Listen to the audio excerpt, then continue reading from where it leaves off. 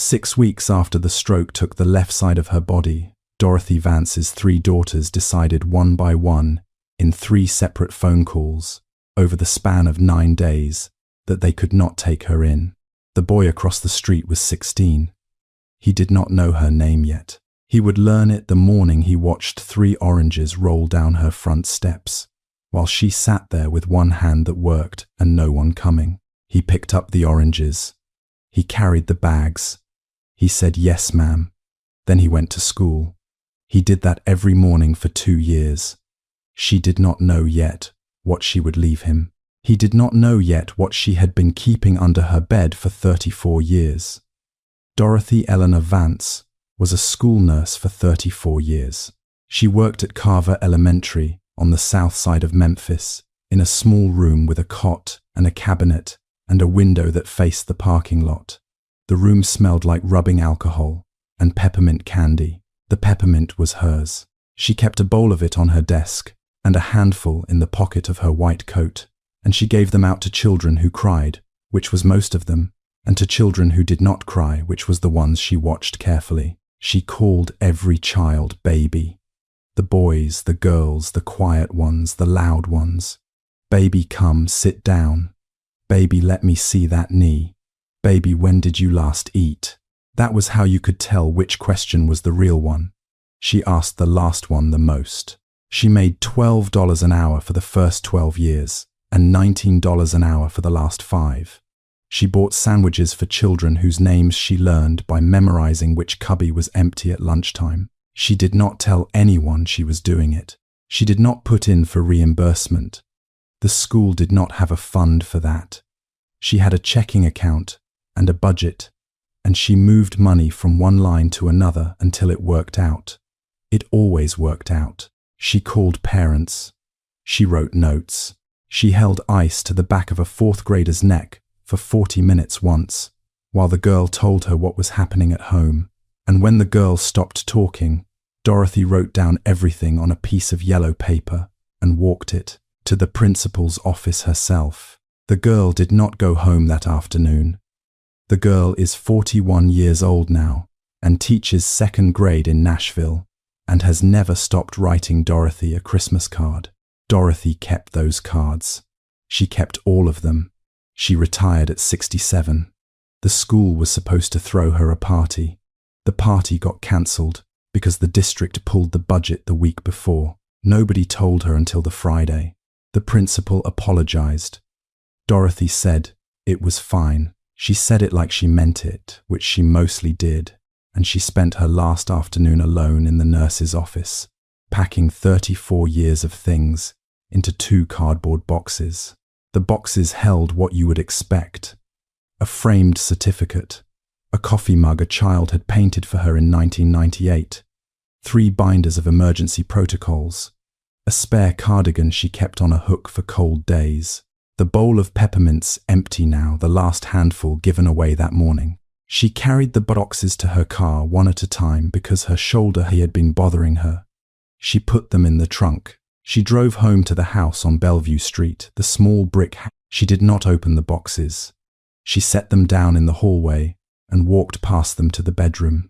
Under the bed was a safe. It was old.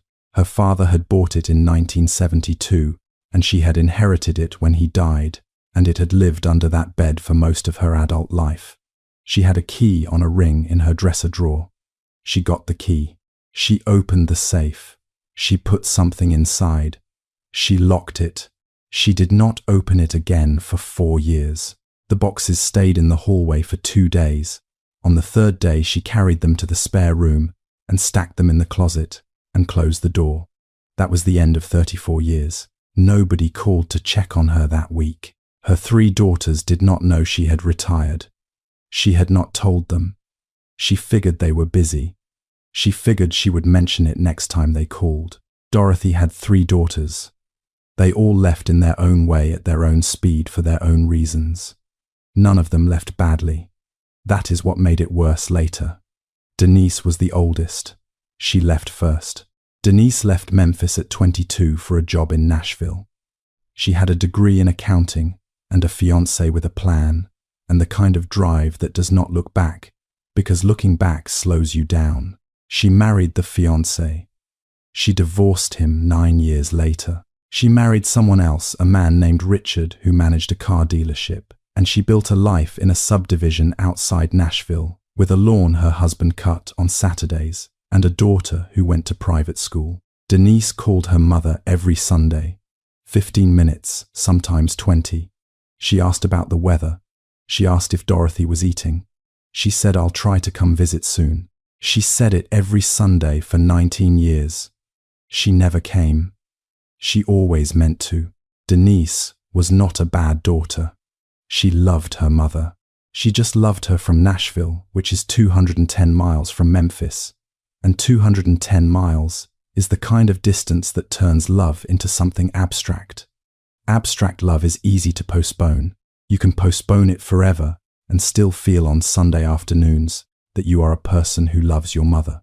Brenda was the middle one. She left Memphis at 20 for Atlanta. Brenda sold real estate. She was good at it.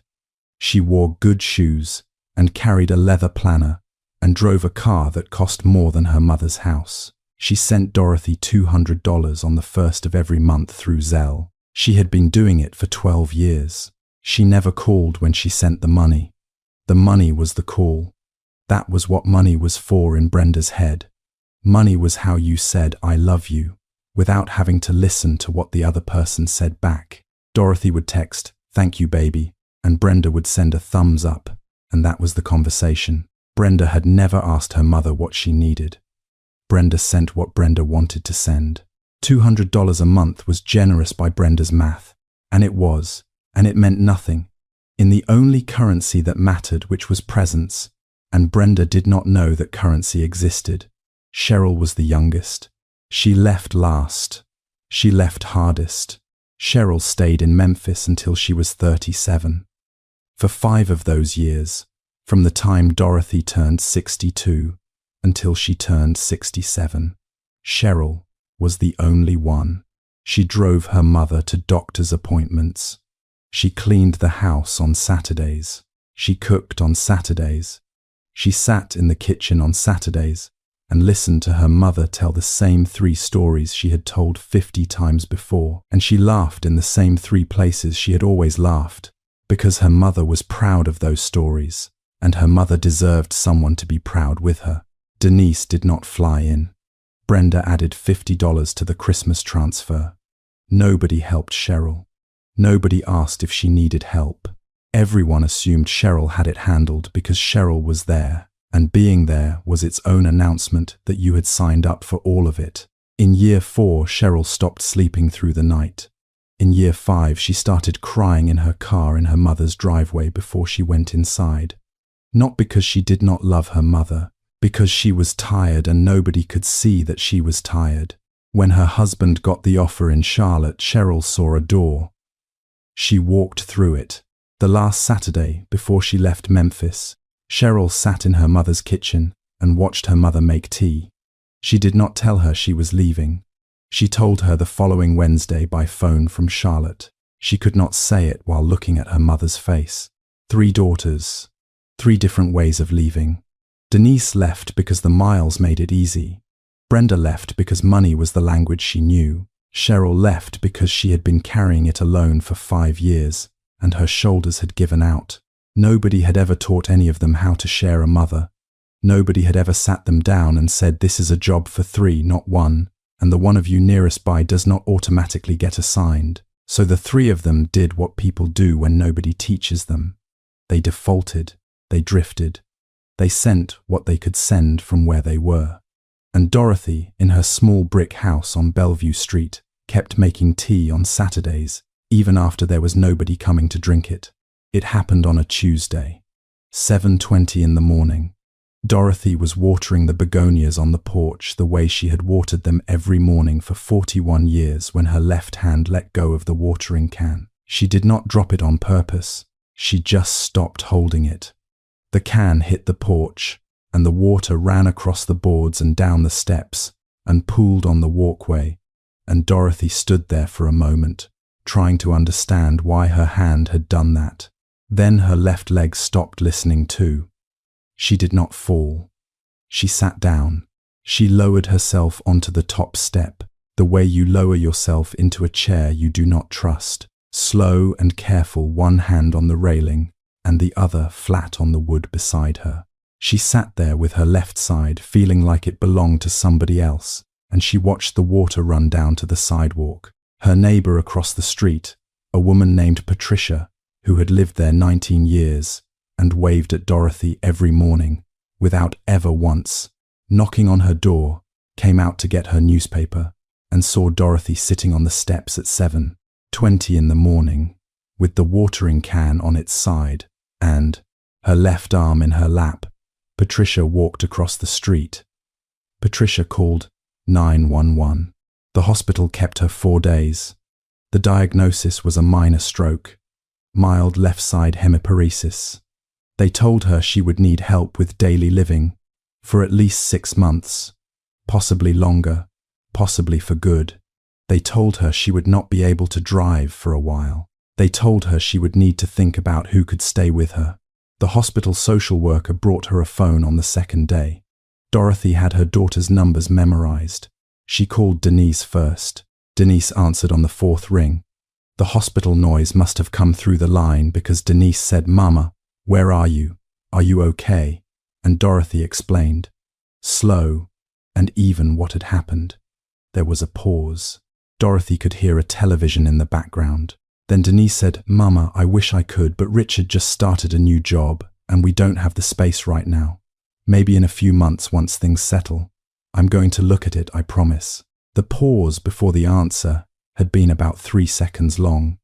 The answer itself sounded like something Denise had been turning over in her head for a long time, like she had been preparing for this call for years, and now that it had come, all she had to do was read what she had already written. Dorothy said, "Okay, baby." She called Brenda next. Brenda picked up on the 2nd ring and said, "Mama, hi, can it be quick? I'm at a closing." Dorothy said it would be quick. She told her about the stroke. Brenda's voice changed, but only the way a voice changes when somebody knows the right shape of concern to put on. Brenda said, "Oh my God, Mama." Okay. Listen, I can increase the monthly to 300, and I'll look into home care services this afternoon. There are agencies for this. We'll find somebody good. Brenda did not say she would come. She said she would find somebody. She said it the way a person says they will find a contractor. Dorothy said, "Thank you, Brenda." Her voice was flat, not warm, not cold, just flat, the way a voice goes when it has used up the energy to be anything else. She called Cheryl last. Cheryl was the one she had thought hardest about calling. Cheryl was the one she had hoped she would not need to. The phone rang once, twice, 5 times. Dorothy almost hung up. Then Cheryl picked up and said, "Mama," Dorothy told her. The silence on the other end of the line was long enough that Dorothy looked at the screen to make sure the call had not dropped. She could hear Cheryl breathing, slow, the kind of breathing a person does when they are trying to keep from making a sound. The silence lasted maybe 20 seconds. It felt longer. Then Cheryl said, "I just can't do this right now." She did not give a reason. She did not say Charlotte. She did not say her husband, her job, her schedule, her own life. She did not say, "I'm sorry." She did not say, "I love you." She said 5 words, and she stopped. "I just can't do this right now." Dorothy did not ask her why. Dorothy already knew why. Dorothy had known for 5 years and had never said it out loud to anyone, not even to Cheryl, especially not to Cheryl, because saying it would have made Cheryl feel worse than she already did. And Dorothy had never wanted to be the kind of mother who made her daughter feel worse. So she said the only thing she could say. She said, "All right." The line went quiet again. Then it clicked. Dorothy lowered the phone to her lap. She sat there in the hospital bed, with the rails up on both sides, and the IV in her good arm, and the television on a news channel with the sound off. The nurse came in to check her vitals. The nurse was young, maybe 26, and she looked at Dorothy and at the phone and asked, gentle, the way you ask somebody who has just gotten bad news, "Is there anyone else you want to call, miss?" Vance, Dorothy, looked up at her. "No, thank you," she said. That was everybody. The nurse stood there a second longer than she needed to. Then she nodded and wrote something on the clipboard and left. Dorothy stayed in the bed with the phone face down on the blanket. She did not cry. She did not move. She looked at the window. The window faced the parking lot. There was nothing in the parking lot worth looking at. She looked at it anyway. That was Tuesday afternoon around 3. By Friday, she was home. The house on Bellevue Street had not changed. Nobody had moved anything. The watering can was still on the porch where she had dropped it dry, now tipped over on its side. Patricia, from across the street, had picked up the mail and stacked it on the kitchen counter. There was a casserole in the refrigerator with a sticky note on it that said, "Heat at 350 for 30 minutes. You don't have to write back. Patricia." Dorothy stood in the kitchen for a long minute, looking at the casserole. Then she sat down at the table and tried to open the bottle of medication the hospital had given her. The cap was child-proof. You needed 2 hands.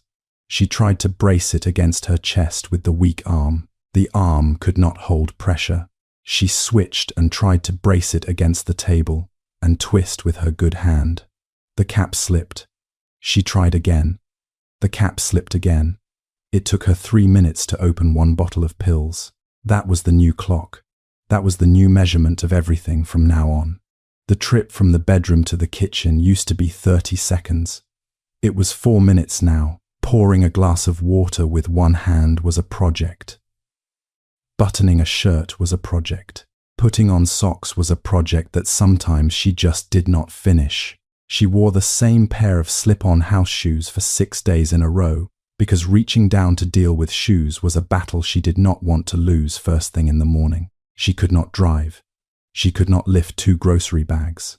She could not climb the 3 steps up to her own front door without holding the railing with the only hand that worked. She started ordering taxis. $12 to the grocery store, $12 back, $24 a trip, 2 trips a week. The math added up faster than she wanted to think about. Brenda's $300 a month barely covered groceries and the rides to get them. It was on a Thursday. The second bag was going to be a problem. She tried to lift it with her left hand.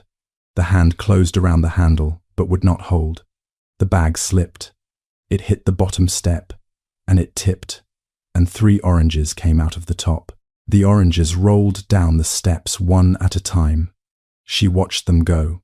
She lowered herself onto the bottom step with the first bag still in her good hand.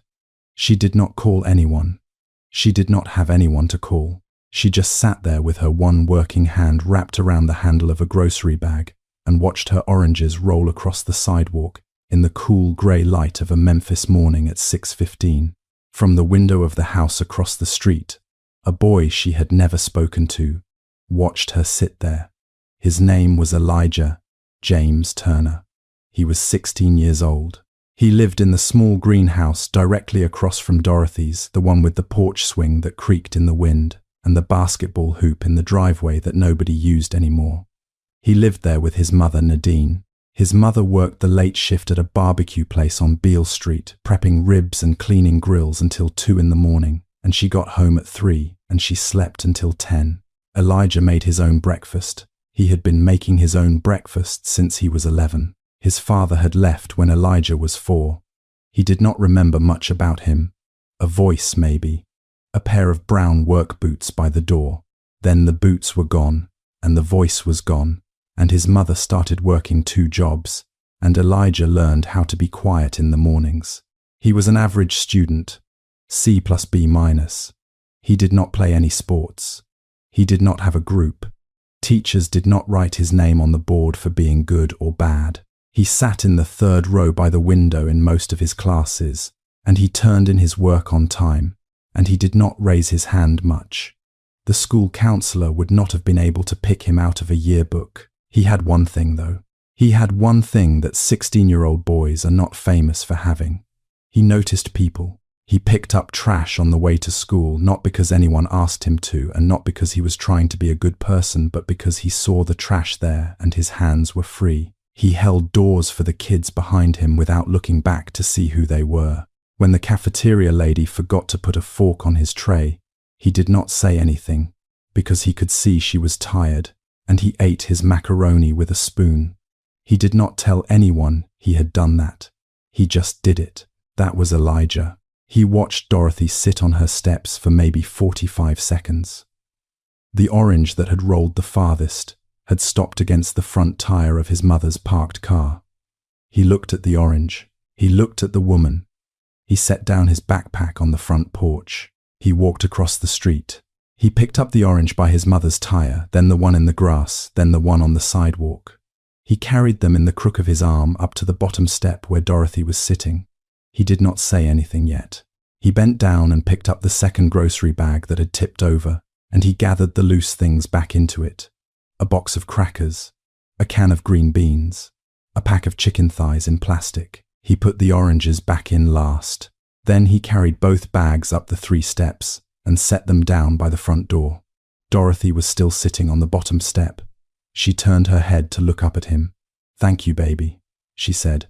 "Yes, ma'am," Elijah said. He walked back down the steps and across the street. He picked up his backpack from his porch. He went to school. He thought about her all day in third period algebra. The next morning, he was outside at 6:10. He sat on his front porch with his backpack between his feet, and he waited. 6:10, 6:15, 6:20. No taxi pulled up. The street was empty. He sat there until 6:30, and then he walked across the road and rang the doorbell. Dorothy answered slow. She was wearing a housecoat and her hair was pinned back, and she looked at him through the screen for a moment before she pushed the door open. "You need me to go to the store for you," Elijah said. "You don't have to do that," she said. "I know," he said. That was it. That was the whole conversation. She gave him a list, written in shaky block letters on the back of a grocery receipt, and $40 in cash, and he walked the 8 blocks to the Kroger on Lamar, and he came back 40 minutes later with 2 bags and the change. He set the bags inside the door. He gave her the change. He went to school. He did not tell anyone at school. He did not tell his mother. He did not put it on his Snapchat because he did not have a Snapchat. He just started walking to school 20 minutes earlier in the morning because the trip to the store added 20 minutes. And when one of his classmates asked him on the second week why he was getting to school so early, he said, "I just like walking in the morning." That was the whole explanation. He did the same thing the next day, and the next, and the next. 2 years passed. That is the part of the story that does not have a single big moment in it, and that is also the part of the story that mattered most. In the fall of the first year, Elijah noticed the bottom step on her porch was loose. He did not mention it.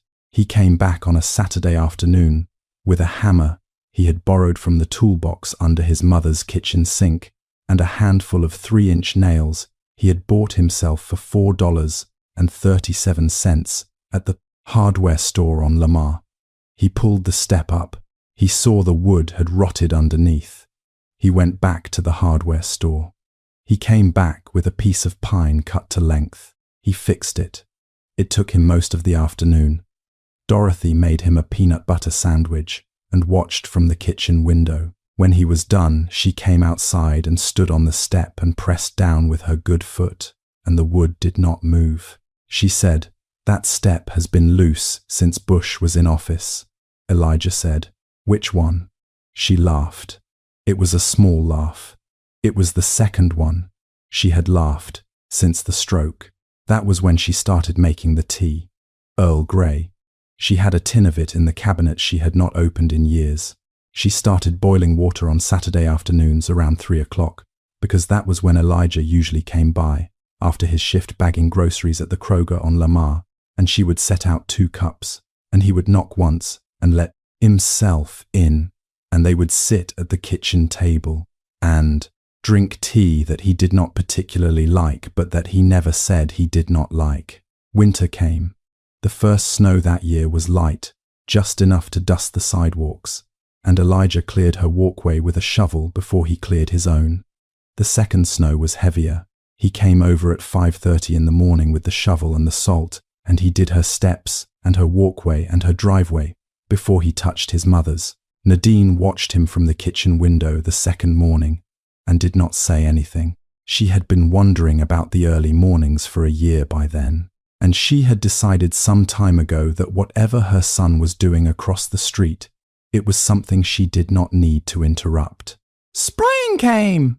Dorothy taught him how to make red beans and rice. She walked him through it on a Saturday afternoon, sitting at the kitchen table, with her good hand wrapped around her tea, calling out the next step every few minutes, while he stood at the stove. She told him to use the andouille, not the cheap stuff. She told him about the Holy Trinity onion and bell pepper and celery, and how you cook them slow until they go soft and sweet. She told him you put the bay leaves in early and you take them out before you serve. Elijah followed every instruction, and the rice came out fine, and the beans came out so salty, his eyes watered when he tasted them. He had used a tablespoon of salt where the recipe called for a teaspoon. Dorothy laughed, out loud, from the chest, the kind of laugh that has been waiting somewhere in a person for a long time. It was the first time she had really laughed since the stroke. She said, "Baby, you tried to season the whole block." He started laughing too. They ate the rice with no beans. They threw the beans away. He made it again the next Saturday and got it right. Saturdays became the shape of the week. He told her about school, about the algebra teacher who pronounced his name wrong for a whole semester and never corrected himself about the kids in his lunch period, who he was not friends with, but who were not unkind about a girl named Tasha who he thought was pretty and had said 3 words to in 2 years. Dorothy listened. She did not give advice unless he asked. When he asked, she gave it short and clear, and then she let it go. She told him about Carver Elementary, about the children whose names she remembered, about the principal in 1996 who tried to fire her over the sandwich money, and how the parents had called the school board, and how the principal had stopped trying, about the day she had walked a 4th grade girl to the office with a yellow piece of paper in her hand, and how she still got Christmas cards from that girl 41 years old now. He listened. He had never met an adult who told him the truth about being an adult. In the spring of the 2nd year, on a Saturday in April, Dorothy asked him about college. He was a junior. He would graduate the next year. He looked at his tea. He said his grades were okay. He said he wanted to go. He said his mother could not afford it, and that the financial aid would not cover everything, and that he had been looking at the local community college because it was cheaper, and that his mother kept telling him to apply to the 4-year schools anyway, and he kept telling her not to get her hopes up. He said, "I'll figure it out." Dorothy looked at him for a long time, long enough that he looked up from his tea to see why she had gone quiet. "I know you will," she said. He nodded once. He did not say anything else. He drank his tea. That night, Dorothy went into her bedroom. She got down on the floor, slow the way she did, everything slow now, and she pulled the safe out from under the bed. She opened it. She took something out. She wrote a name on a piece of paper and a number underneath it. She put the paper inside the safe with everything else. She locked it again. She slid it back under the bed. She did not tell him. She did not tell anyone. She would not open it again for another year. It was a Saturday in late May. Elijah came over at 3. He brought the grocery bags in and put them on the counter and took his usual seat at the kitchen table. The kettle was already on. The tea was already out. Dorothy sat across from him with her good hand wrapped around the handle of her cup, and she did not start talking right away. She said, "Baby, I want you to come back to the bedroom with me for a minute." He followed her down the hall. She moved slow. He walked slower. She kneeled down beside the bed the way she always did, now one hand on the mattress for balance, and she slid the safe out from under it. She put the key in. She turned it. She opened it. Then she stood up and stepped back and said, "Go on." Elijah looked at her. Then he looked at the safe. It was full of paper. He lifted out the top bundle. It was letters. Hundreds of them, tied in groups with rubber bands stacked on top of each other in no particular order. Some on yellow-lined paper, some on cards, some on folded notebook pages with spiral-ripped edges. He picked up one at random. A woman's handwriting. It said, "Nurse Vance, I was in 4th grade when you walked me to the office with the yellow paper. I am 41 now. I am a teacher. I have been writing you every Christmas for 32 years. I don't think I ever said thank you out loud. Thank you." He picked up another. A man this time. It said, "You were the only adult at that school who ever asked me if I was okay." Another. "I became a teacher because of you." Another. "You bought me lunch for 2 years and never said a word about it to anybody. I think you were the first person who ever showed me what grown-up love looked like." Elijah read 5 of them. Then he set them down on the bed, and he did not pick up any more. He looked at Dorothy. She said, "This is what I did for 34 years. This is what it was worth. Not the money, not the party they never threw. These." He nodded. He did not trust his voice. She said, "There's something else in there." He reached back into the safe. Underneath the letters was a plain white envelope from First Tennessee Bank. His hands had started to shake a little. He opened it. It was a statement. A $529 college savings plan. The name on the account was Elijah James Turner. The opening date was 2 years earlier, the same month he had first walked across the street and picked up 3 oranges from her sidewalk. The balance was $47,211. He read the number twice. He put the paper down on the bed. He did not speak for a long time. Dorothy waited. The water in the kettle had stopped boiling, and neither of them got up to pour it. He said, "Miss Dot, I can't take this." She said, "You already did." He looked at her. She said, "2 years ago, when you picked up those oranges." He looked down at the letter. He looked at the stack of notes on the bed. He looked at the safe on the floor. He thought about his mother working nights and coming home at 3 in the morning. He thought about the application to the local community college he had already filled out online because that was what he could afford. He thought about the word he had used every time Dorothy had said he did not have to help her. The same 2 words, over and over for 2 years. "I know." He said it now. Quiet. Different weight than the first time. Different weight than the second. "I know." Dorothy nodded. That was all. He sat down on the edge of the bed because his legs would not hold him standing. She stayed where she was by the dresser, one hand on top of it for balance. The room was quiet. A car passed on Bellevue Street. A dog barked 2 houses down. He did not cry the way people cry in movies. He cried the way a 16-year-old boy cries when nobody has ever really seen him before, and now somebody has, and she has put a number on it, and the number is his whole future. He put his hands over his face, and his shoulders shook once, and then he stopped. Dorothy crossed the room and put her good hand on the back of his head.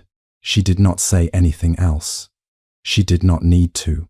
The letters were on the bed between them, hundreds of strangers who had written to her across 34 years to tell her she had mattered, and the boy across the street was the one she had chosen to hand them to because he was the one who had shown up. If this story made you think about someone who shows up for others without being asked, send it to them. They probably don't hear it enough.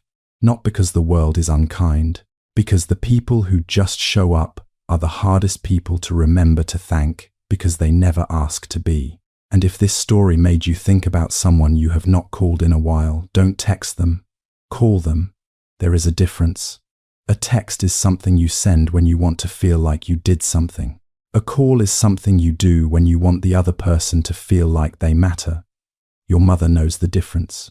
Your grandmother knows the difference. The person on the other end of that phone has known the difference the whole time. Now here is the question this story leaves on the table, and I already know it is going to split the room. Dorothy left everything to a neighbor's teenage son. A college fund. Her house. Every single thing she had left. and she left nothing to her 3 daughters. But one of those daughters spent 5 years taking care of her before she broke. 5 years alone, while the other 2 stayed gone. So here is what I want you to sit with. Was Dorothy right to leave Cheryl out with the other 2? Or should she have treated Cheryl differently because Cheryl had already given more than anyone had a right to ask of her? Is it fair to punish the one who stayed the longest just because she could not stay forever? Or is fair a word that only applies to people who showed up at all? Leave your answer below. I want to read them. This is not a simple one. Subscribe. See you in the next one.